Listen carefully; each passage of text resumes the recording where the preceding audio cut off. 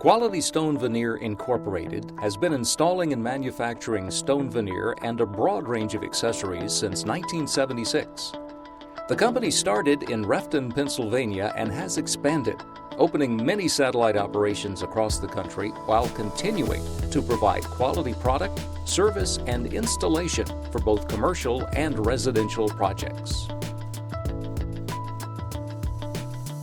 Also known as adhered concrete masonry veneer, stone veneer is a lightweight, architectural non-load-bearing product. It is manufactured by wet cast blending cement-based materials, aggregate, iron oxide pigments, and admixtures to simulate the appearance of natural stone.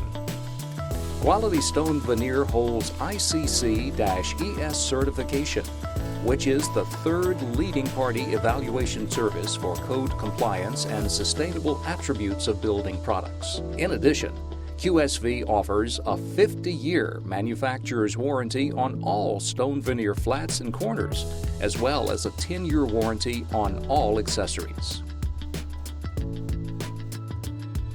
Quality Stone Veneer currently offers a wide range of colors and stone styles to meet a variety of architectural and aesthetic needs.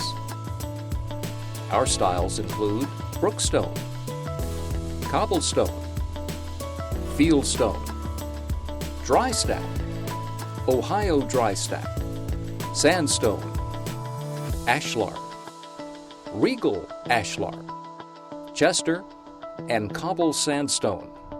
All stone styles can be offered in the over 50 custom colors that Quality Stone Veneer produces.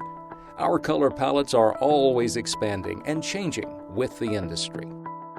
Quality Stone Veneer Incorporated is comprised of 4 parts: manufacturing, installation, sales, and administration, with each part playing an integral role in our success as a company. Our employees in the manufacturing department create the stone veneer product that Quality Stone sells or installs on commercial and residential building projects. There are 5 manufacturing facilities: Refton, Pennsylvania, Tower City, Pennsylvania, Benson, North Carolina, Littleton, Colorado, and Columbus, Ohio. In these facilities, a mix is created from Portland cement and aggregates. The mix is then poured into latex molds which have been hand-painted to create the colors of natural stone. The molds are mechanically shaken until the mix is settled, eliminating air bubbles which could create holes in the product. After the molds have dried for 20 to 24 hours, the veneer stones are popped out and stacked in large cardboard boxes on pallets to be shipped out to jobs or yards at the sales branches. Quality Stone Veneer employs its own installers, as well as hiring subcontractors for installation. Before stone veneer can be placed on walls, installers prepare the surface. Metal flashing is placed around windows and other points of opening in the wall. 2 layers of water-resistant barrier are installed on walls, followed by a rubber, water, and ice shield. At this point, metal lathe is nailed in place before a coat of cement is placed on top and tooled with long horizontal scratches. Next, each veneer stone is buttered on the back with cement and gently wiggled into place against the scratch coat. Grouting is piped between the stones until it has begun to dry and is then scraped and pressed until a joint has been shaped. Sales representatives at Quality Stone Veneer are responsible for selling our products and services to builders, architects, and homeowners, as well as managing their own jobs. They attend trade shows at various convention centers around the country to create exposure for Quality Stone and our products. Each salesperson is responsible for a certain area, referred to as a territory, where they generate leads or new potential clients and follow up with existing clients through field management. Field management is a significant portion of the job and includes visiting job sites to talk with installers and customers to ensure that things are running smoothly and on time. Administration is a diverse part of Quality Stone Veneer, encompassing a number of different job titles and responsibilities.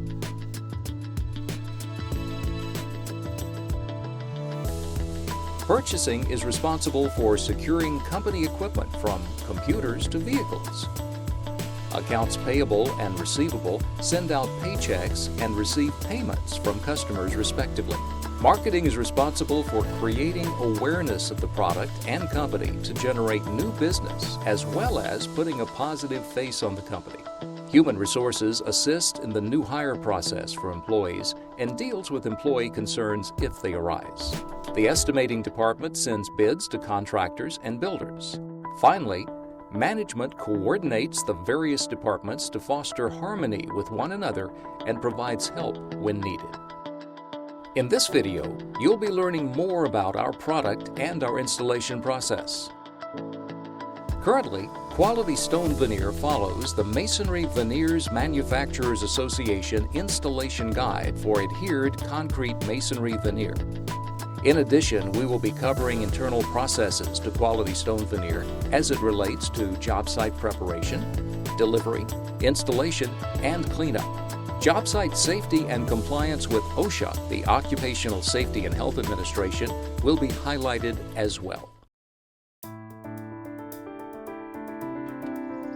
At start of the job, the builder meets with the field manager to show water source and electric details.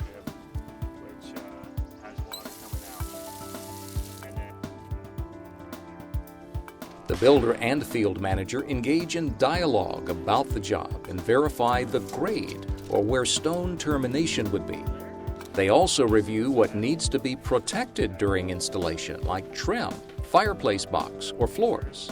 Field managers also troubleshoot installation concerns or challenges, maintain MVMA installation guidelines, and monitor that OSHA safety practices are being followed.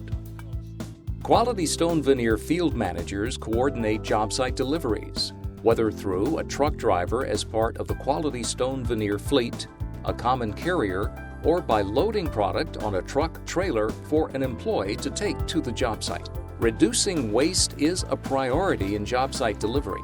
As seen in the video, it is essential to handle stone and materials with care, including unloading and stacking of stone from boxes. For example, do not cut the boxes open, and remember to stack stones face to face and back to back.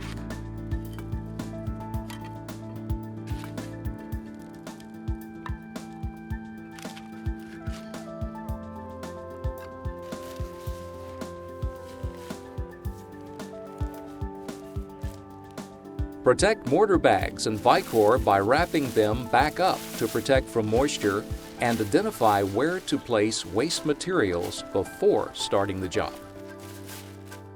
As the installer, it is your responsibility to reduce multiple trips to the job site. When receiving the product, check your work order to determine that all products and materials are on site and delivered. On the work order, you will find the exact number of flats, corners, accessories, and materials that have been ordered for your job. A description of the scope of work is also included on the work order. Carefully review the description so that you understand where to install the stone veneer and accessories. On the work order, you will find the following key information. An invoice number is given to each job. This is a key identification for how Quality Stone Veneer refers to the job in all areas of the company. You will use the invoice number for your own records and for claiming square footage. The job address tells you the name of the builder, the address and development of the job site, and the name of the job, which is often a homeowner's name. Under the Notes section at the bottom of the work order, specific directions are given for you to follow to the job site. The details of the job describes the scope of work that is outlined for you to complete. Read this carefully, as it is important to install the stone correctly. A purchase order number may be included as well. This number is assigned by the builder. Next, the stone style and color is listed with amounts given as well. Accessories are listed immediately under the flats and corners required for the job. The tools needed to complete the job are listed next, like paper, wire, and scaffolding. It is essential to note all the tools needed for the job to limit multiple trips to and from the job site. When you're finished with the job, you'll complete the bottom section of the work order by completing your name, the date of completion, and the total square footage installed of manufactured stone and flagstone, if applicable. Once you have your work order and arrive at the job site, double-check for readiness. Look for signs of readiness, like noting that doors and windows have been installed. Concrete flatwork such as porches and sidewalks below stone installation are complete. Siding trim has been installed with proper stone transition materials such as J-channels, soffit, freeze boards, metal wrap, etc. In addition to the stone veneer product and supplies, a number of tools are used for installing stone veneer. They include, but are not limited to, masonry hammer, hammer tacker, tin snips, trowels, slickers, brushes, grout bags, rake, handheld grinders, and saws with diamond blades. Based on the information on the work order, check to make sure you have all the proper tools needed. While working at any installation site, commercial or residential, the following safety equipment is required to be properly worn at all times while performing any duty that's associated with the job. Safety shoes, ankle-high steel or composite toe, hard hat, safety glasses, ear protection, mask.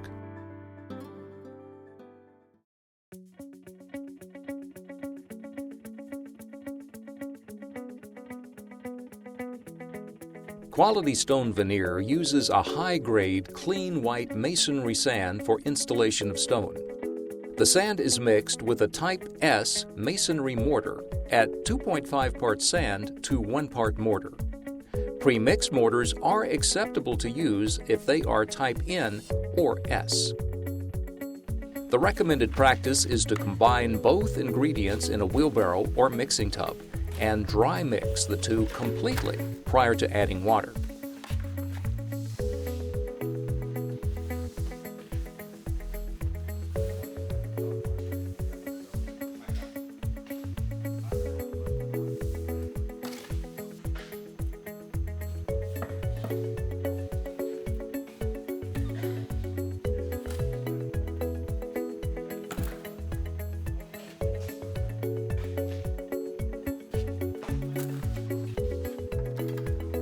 Clean water should be used since dirt or color may discolor the mortar once dried.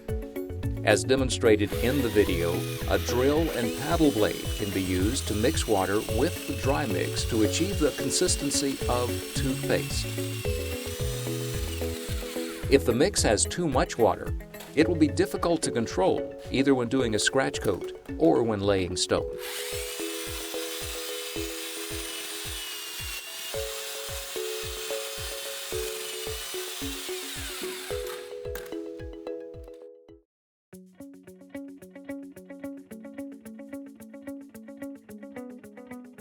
With stone, a 2-layer drainage system is required to assist with water management. The first layer of the drainage system should be installed prior to our installation crew's work. This layer may consist of one or more of the following: building wrap, such as Tyvek or house wrap, insulated sheathing with moisture barrier, or spray-applied waterproofing. For purposes of this video, the first layer is not shown for simplification.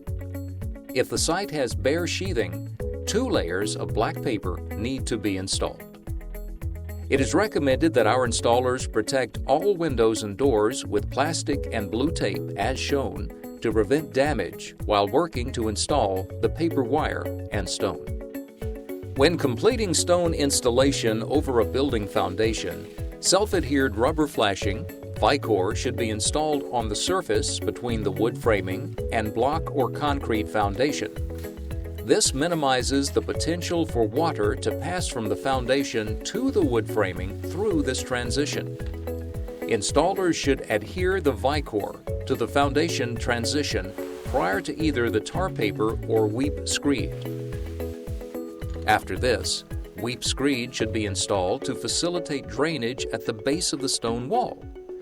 By code, weep screed must be installed at the foundation line, regardless of whether stone is to be installed below this point or not. Tar paper should be installed from the weep screed up in a shingle-like manner, with each layer overlapping by a minimum of 4 inches on both the horizontal and vertical seams.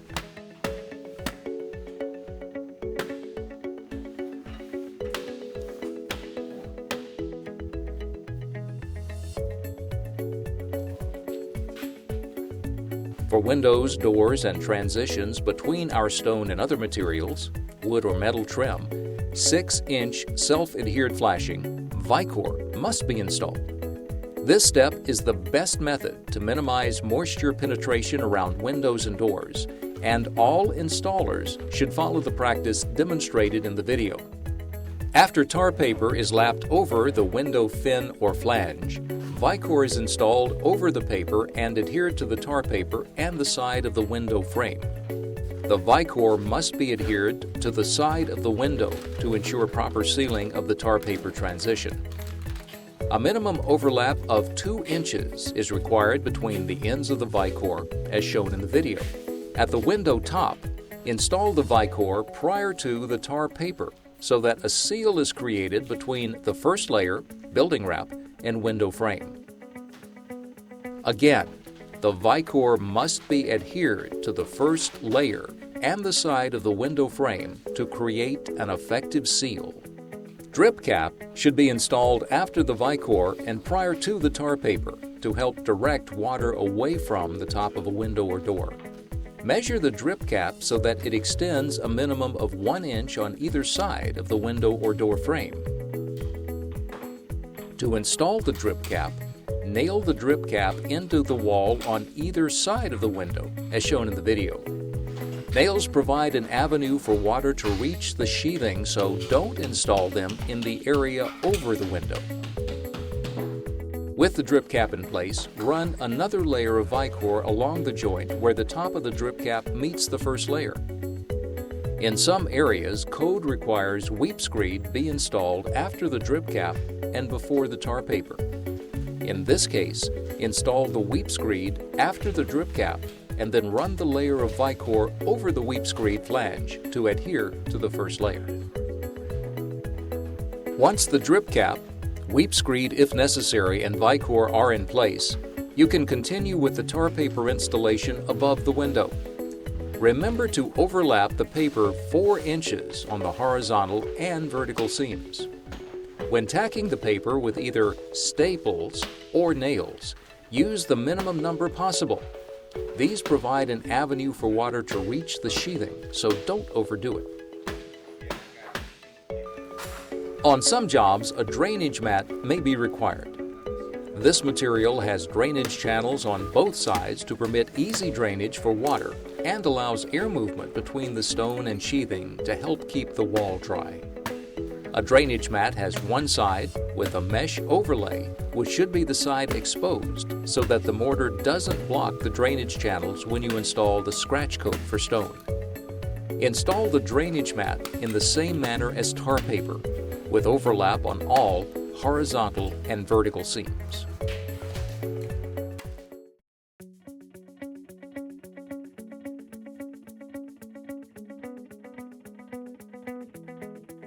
The wire lathe that we use is self-furring, meaning that it has dimpled patterns set to assist with furring it to the wall.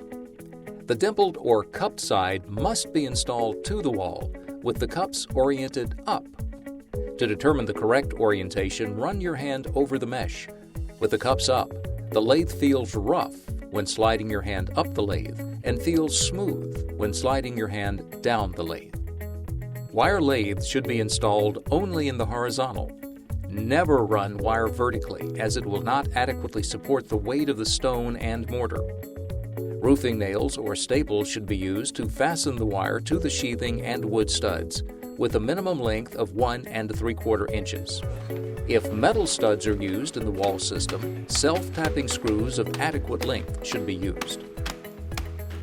A nailing pattern should be used so that a minimum of 4 nails are run on the vertical every 6 inches, following studs in the wall frame when possible. It is not necessary to nail or staple between wall studs into the wall sheathing unless adequate framing is not available, 16-inch centers. Wire lathe should overlap a minimum of 1 inch on all horizontal and vertical seams and should be wrapped around inside and outside corners to the next stud.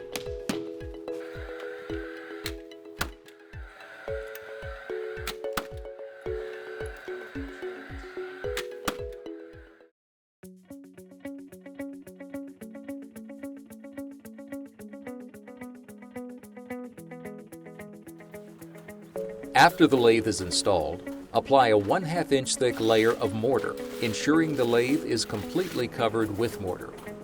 The mortar should be applied with sufficient pressure and thickness to fully embed the lathe in mortar.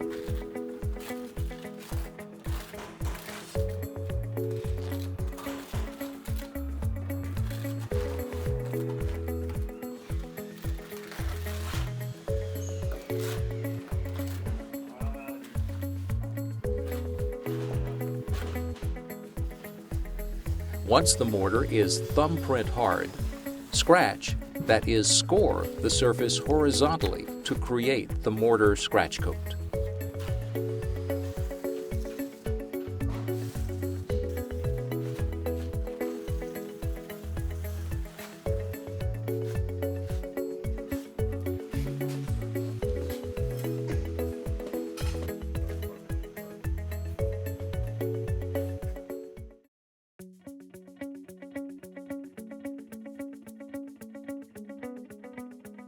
Installing stone veneer from the top down will minimize cleanup requirements and the potential for lower stones to be loosened when installing above. For this installation, a long level is needed to prepare level lines on the scratch coat. This can either be done when the scratch is still wet or after it has dried. In the video, the installer scratches level lines using a mortar slicker, but a pencil or crayon would also work well.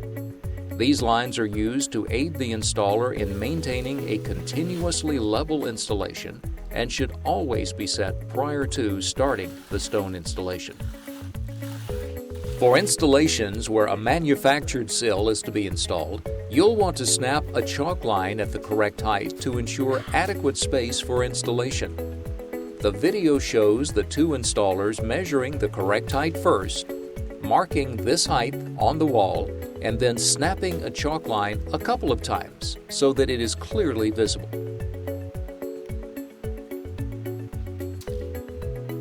For stone installation, the back of our stones are grooved similar to the mortar scratch coat to provide for the best adhesion.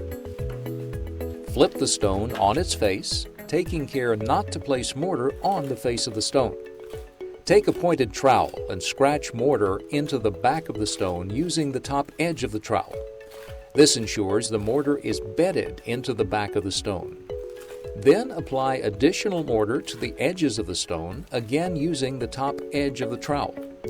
Ensure that there is a minimum 1/2 inch of mortar on the entire back, but do not over-apply the mortar, as it will squeeze out when you apply the stone into the scratch coat. Install the stone by pressing it into the scratch coat and working it with a slight side-to-side motion to create suction. Excess mud should spill out on all sides of the stone when this is done, confirming that the whole stone has mortar behind it. Keep joints fairly tight, with no more than a 1/2 inch between stones.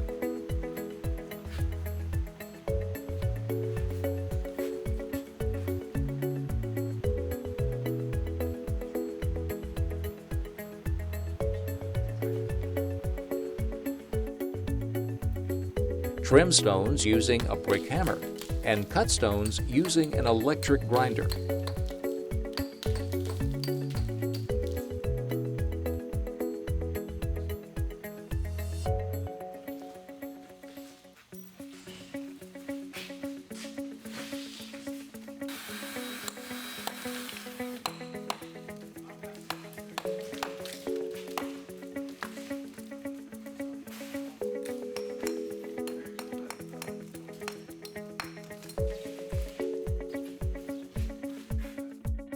Safety equipment should be used when operating the grinder, including a mask as it creates a limestone dust.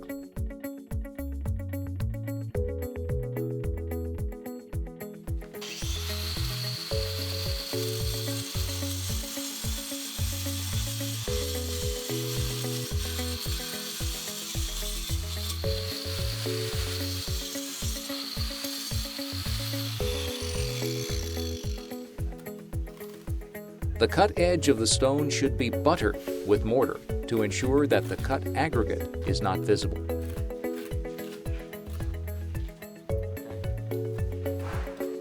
A key to installation is the placement of stones to break both the vertical and horizontal joints. The cobblestone pattern has both square and rectangular stones, which can lead to brick-like installation where an installer lays stones that are the same height in one course and then proceeds to the next course, and so on. While easier to do, the overall appearance is poor and does not meet Quality Stone's standards for installation.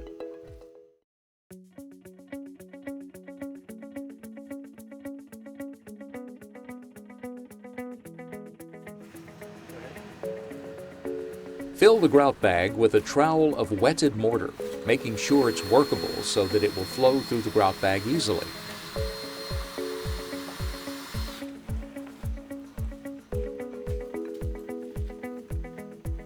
Pump the joints between the stones by working the tip of the bag between the stones and squeezing them full. Take caution to not overfill the joints, as the mortar will squeeze onto the face of the stone and mark the edges of the stone when slicked and brushed. If the mortar bag stops flowing, empty the bag and remove the blockage. Forcing the blockage through the tip will only cause stress on the bag and eventually ruin the tip and the bag.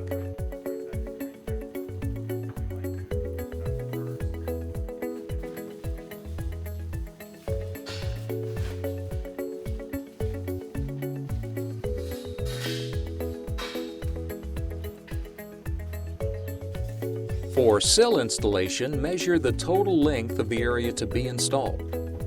Determine the total number of sills you'll need so that all are even length, remembering that a 1/2 inch joint should be placed between each sill. To cut the sills, first identify the sill's top side. This is the side that is tapered to help direct water away from the top. Plan your cuts so that you do not end a sill run with a cut edge. Make all cuts on the inside end that will not be visible, so that the manufactured end would be along all termination points, such as wall end, window edge, etc. Cut the sills with an electric grinder or saw that will leave a clean edge.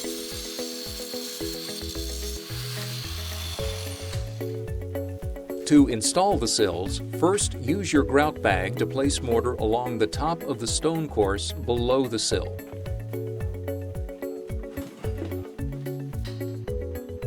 Then, apply mortar to the back of the sill in the same manner you would a stone piece.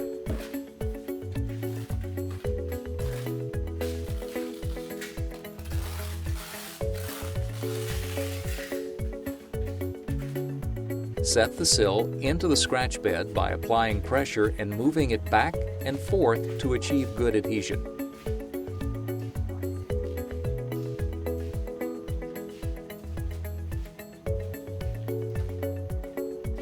Use a level to check the sill is indeed level across the entire length and to the adjoining sill as well.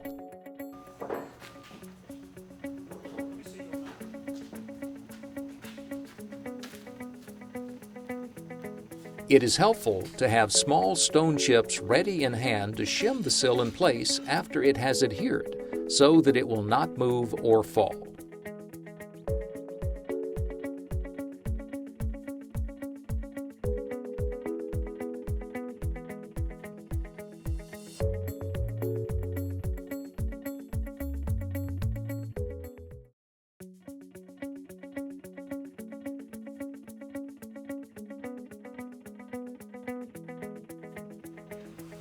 Once the mortar is thumbprint hard, you can proceed to slick the joints. Use a slicking tool to press in and spread the joints to fill all voids in airspace. Cut back along the edges of the stone to remove excess mortar and leave a clean line.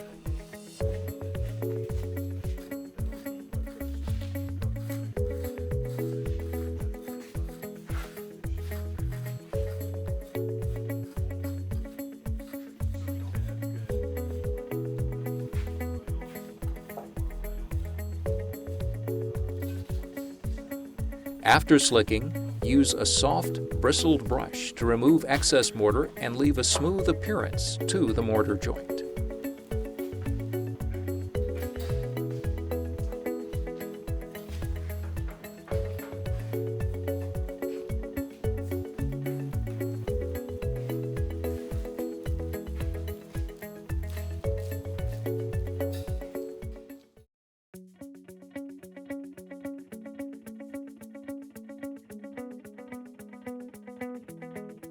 Similar to cobblestone, dry stack should be installed with level lines marked into the scratch coat. As the style name implies, this is a dry laid stone, meaning that the stones are stacked on top of each other and no mortar joint is applied between stones. The installer should start by taking a grout bag and applying a mortar bead along all trim boards and window door frames in the area he'll be working. This will allow for a good joint to be created between the stone and other material.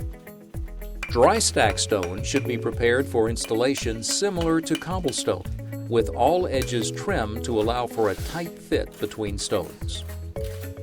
Stone should be bedded into the scratch coat with firm pressure and moved back and forth to adhere the stone and butt the edges to the adjacent and underlying stone for a tight fit.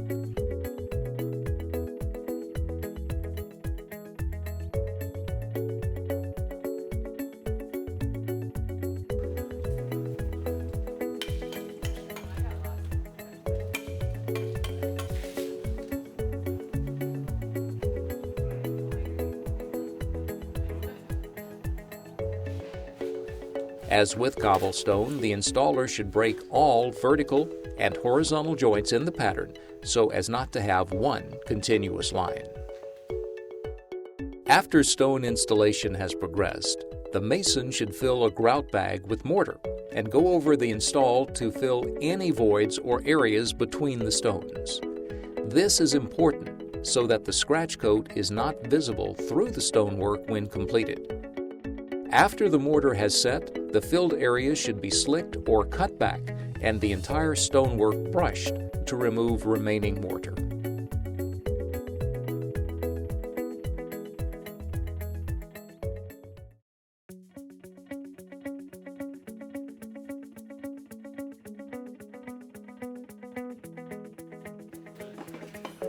First, a whole panel is installed on the wall using the same techniques previously discussed and displayed in the video.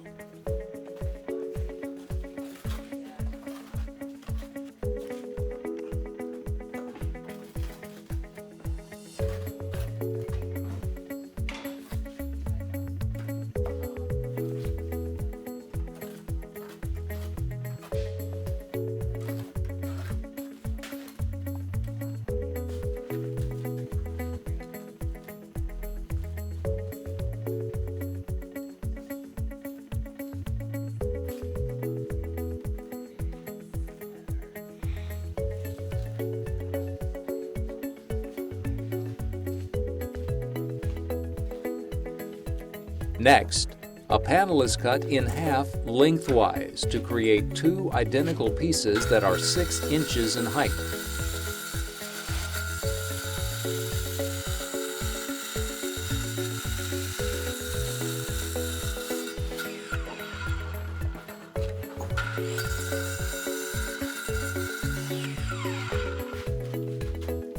One piece is installed on the wall and butted against the whole panel, as shown in the video.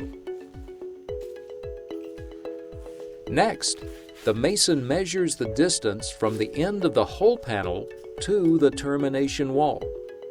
He then calculates whether a whole panel would fit in the space remaining. In this case, he determines that another complete panel will fit and cuts a small panel piece to fit between the next whole panel and the wall termination. Prior to installing the whole panel, the mason runs a grout bead along the top edge of the underlying stone panels.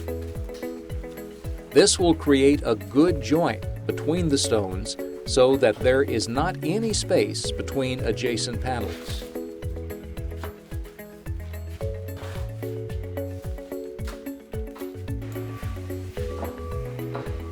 This pattern for installation is continued throughout, so as to break the horizontal seams between the stone panels. After the mortar has set for the panels, the grout between the panels should be cut back and brushed to create a unified look to the project.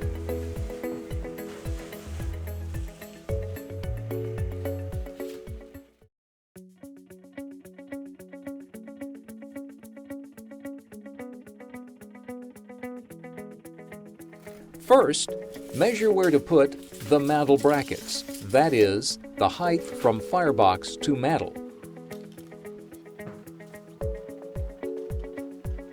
Draw a level line the full width of the mantel.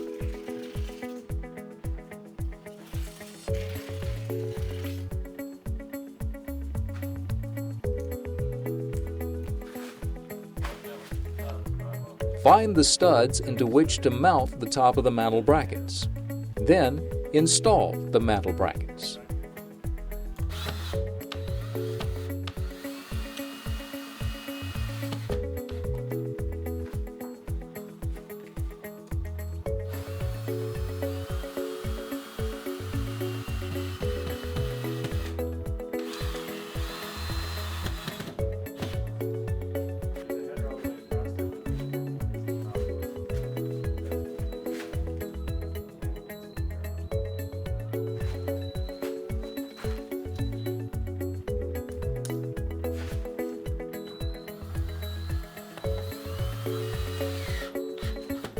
Measure 1 inch above the mantel brackets and install threaded rods for mantel support. This is optional.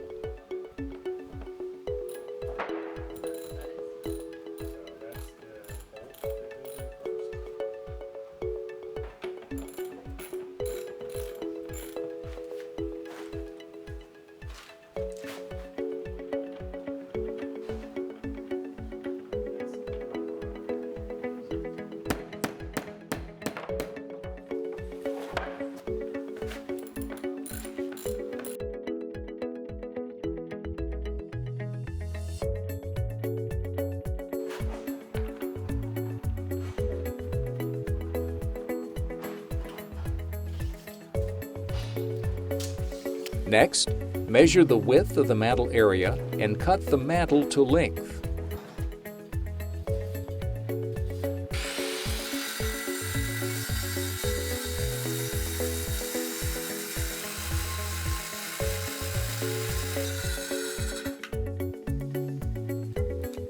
Then, measure the distance between the threaded rods and mark measurement of holes to drill into the mantel to fit over the rods.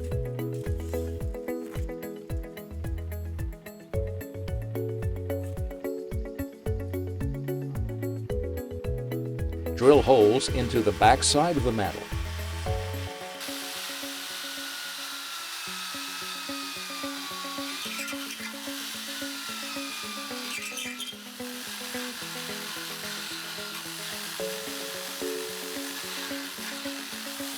Next, give the mantel edges a rock face by chiseling with a hammer.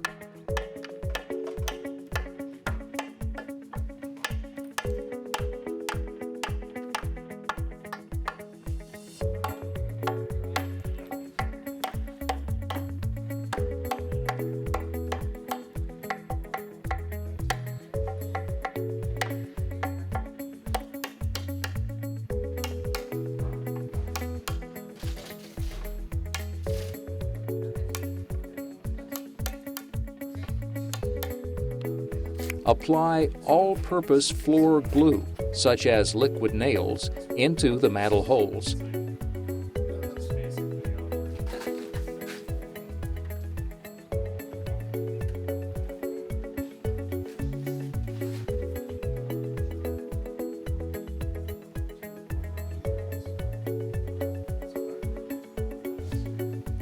and then put mortar on top of the mantel brackets.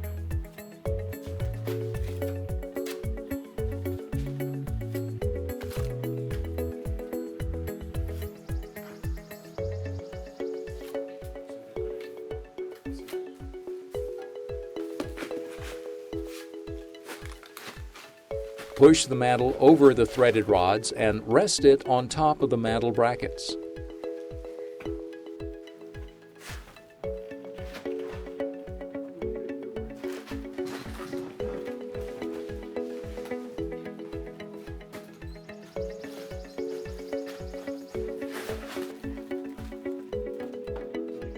Grout around the mantel with a grout bag and strike and brush joints to give a clean, finished look.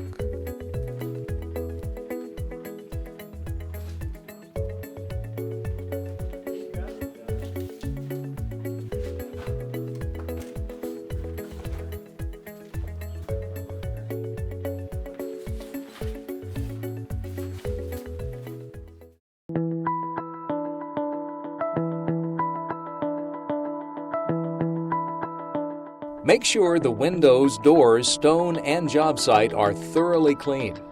Also, take a shovel and scrape the mortar off the ground around the foundation from the joint slicking operations. Dispose of broken stone pieces and trash in the roll-off dumpster associated with your job site. Any unused materials and stone need to be stacked neatly and clean of debris for pickup by a Quality Stone Veneer field manager or truck driver. You may also be asked to return the materials, depending on the amount, to your local Quality Stone office. Stand back, wait for a pat on the back, and for the field manager to verify measurements of your job. Take a photo of your completed work to be submitted with an invoice, your completed work order, and the square footage you claimed on the job.